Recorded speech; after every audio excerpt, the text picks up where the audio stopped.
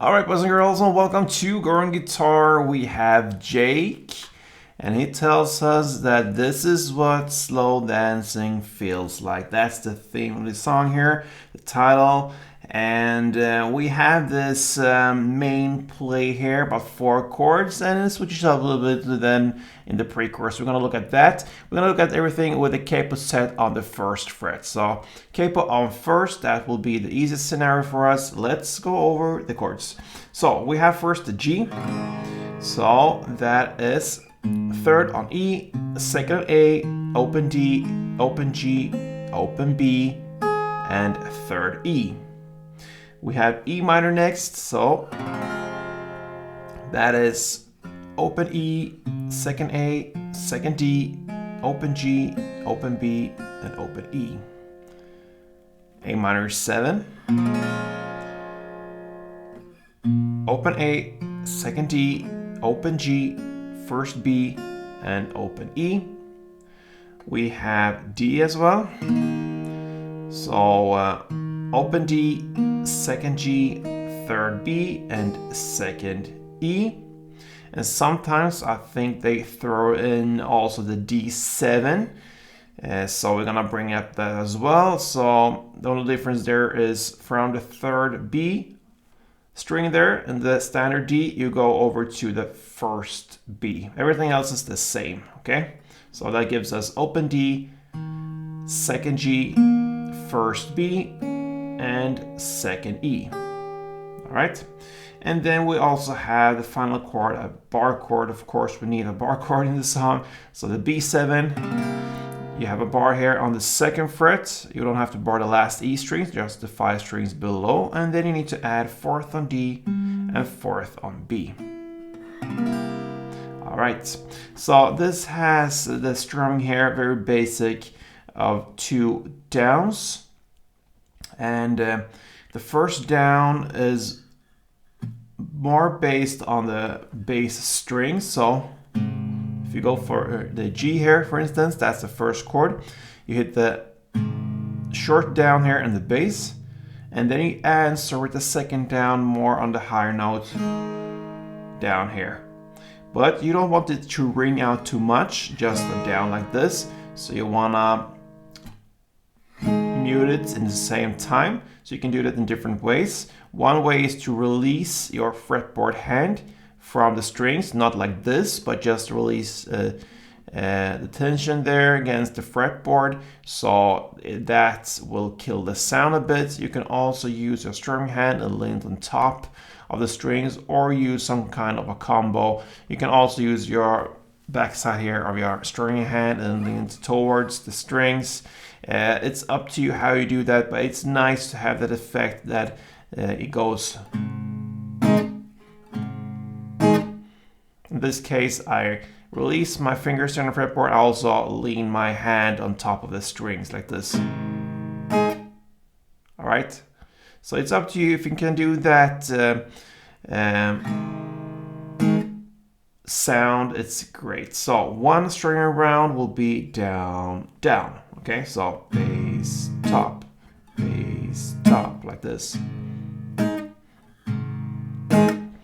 Okay, so the main part of the song will be G to E minor, to A minor 7, and to D. So you're gonna do 2 string rounds per chord. Sometimes in the song, you also throw in the D7 there, and if you do that, you go for D1 and then D7 1, okay? So I'm not sure really if it's only in the pre-chorus or in this main part. You have to listen for it, or if you're not secure there, you just go with D for 2 times. So I think that will be absolutely the main part of the song with D2, okay?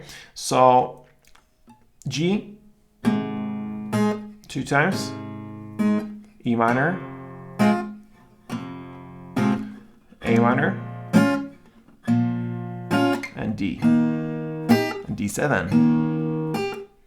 All right, so that is how you do the main part. And then the pre-chorus, you go almost the same, but you start, instead of G, you start with the B7. So The B7 replaces the G, everything else is the same, 2 string rounds per chord there as well. If you not choose to go with the D7, so D1 and D7 1. So 1 round of pre-chords.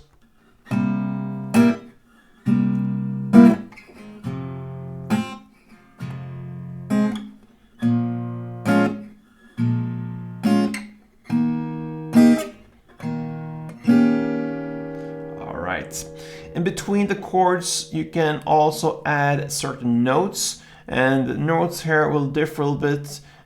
You have to go a little bit by feel. I can just show you one variation of it. So if you go back to the main part again, the part that starts with G, you can have G, and then you can throw in notes as a transition for the next chord. So for the G, it fits very well, and they do that in the song here.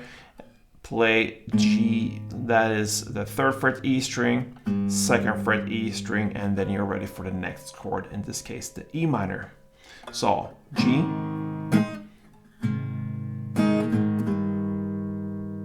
okay, and then you go over to your next chord, the E minor.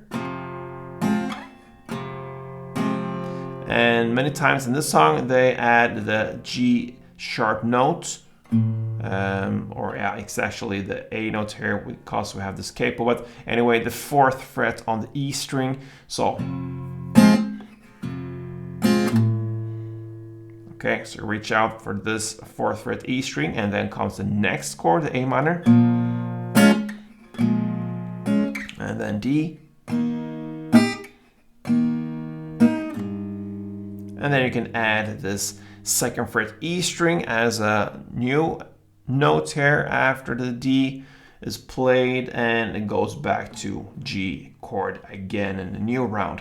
Okay, so this is examples of how you can get a little bit more out of it from this song here and the playing. Instead of just playing down per chord, you can also add cool notes between the chords. But anyway, that is how I handle jigs. This is what slow dancing feels like.